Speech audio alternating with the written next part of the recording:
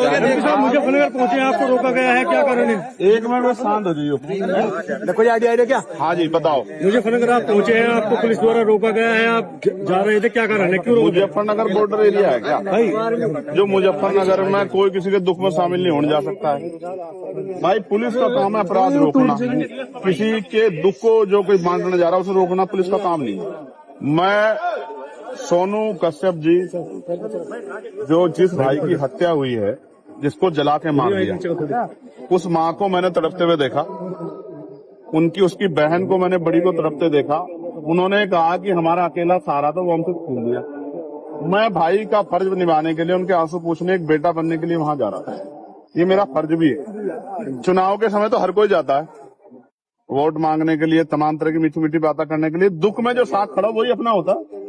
मैं अपना होने का फर्ज निभाने जा रहा था, मगर मुझे पता लगा कि यहाँ अचानक से हमारे सम्मानित जो अधिकारी, उन्होंने ट्रैक्टर ट्रॉली रोक के वो मेरे सामने आ गए। अब वो मुझसे कह रहे हैं कि आप नहीं जा सकते।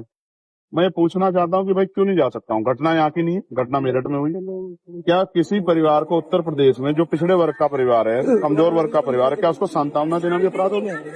तो मुझे सारी बात में एक चीज समझ आई है कि मैं राजनीतिक अछूत हो गया हूँ। यहाँ उत्तर प्रदेश में मैं किसी पीड़ित की आवाज नहीं उठा सकता। मैं आवाज उठाने जाऊंगा तो मुझे बंद किया जाएगा। इसका एक तरीका मेरी समझ में आया, मैं इनको रास्ता बता रहा हूँ कि जैसे पिछली बार मुझे गोली लगी थी 23 में, मेरी ये हत्या करवा दे पुलिस वाले मिलकर सारे सरकार के साथ। क्योंकि जब तक मैं जिंदा रहूंगा, अगर मैं खाट पे भी रहा, पिलंग पे भी रहा, तो भी बोलता रहूंगा।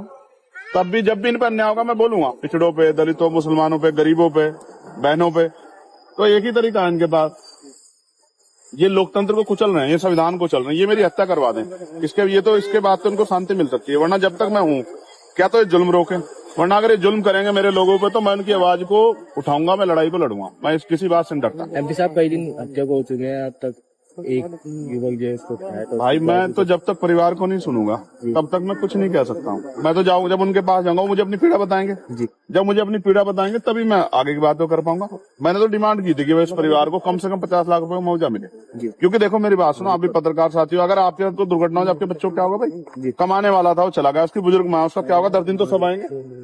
तो उसको 50 लाख रुपए मदद दो, एक सरकारी नौकरी मिले, और सबसे इम्पोर्टेंट है इस घटना की सीबीआई जांच हो। यही मांग उठा रहे हो। अब आप पीड़ित के यहाँ जाएंगे या यहाँ से वापस जाएंगे? आप बताओ मुझे। मैं जैसे आगे बढ़ूंगा तो मीडिया वाले कहेंगे पुलिस वाले लड़ रहे हैं, तो मैं शांति से बड़े अधिकारियों को कह रहा हूँ कि वो मुझे अपनी गाड़ी में ले चलें, मोटरसाइकिल पे ले चलें। मैं अपने सब साथियों को वहीं रुके, मैं अकेला आदमी जाकर उनकी बात सुन के और उसको आगे आपके सामने बता दूं। इसके अलावा बताओ रास्ता क्या है लोकतंत्र में? अगर लोकतंत्र में चुनाव प्रतिनिधि जनता के बीच नहीं जाएगा, औरों की दिक्कत है कि नेता जाते नहीं है, मैं जा रहा हूं तो मुझसे दिक्कत ये है कि वो क्यों जा रहा है। तो भाई और लोगों की मदद नहीं करना चाहता, मैं तो करना चाहता हूं, तो मुझे फांसी चढ़ा दो, यही रखता है इनके पास। मेरा कोई अपराध हो तो आप बता दो भाई, मुजफ्फरनगर के पत्रकार साथी, मेरा कोई अपराध हो क्या? किसी के दुख में जाना, कल आपके कुदरत न करे आपके यहाँ दुख हो जाए, अगर आपके यहाँ कोई दुख में आता है उसको रोक लिया जाए, कैसा संदेश जाता है? तो जाएंगे लौटेंगे। यार मैं आदमी बड़ा स्पष्ट हूँ, मैं कानून का पालन करता हूँ, संविधान का।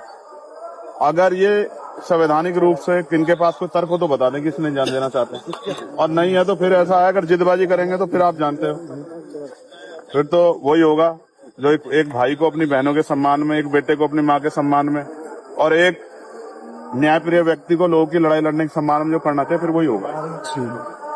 ठीक है भाई। वो पूरा परिवार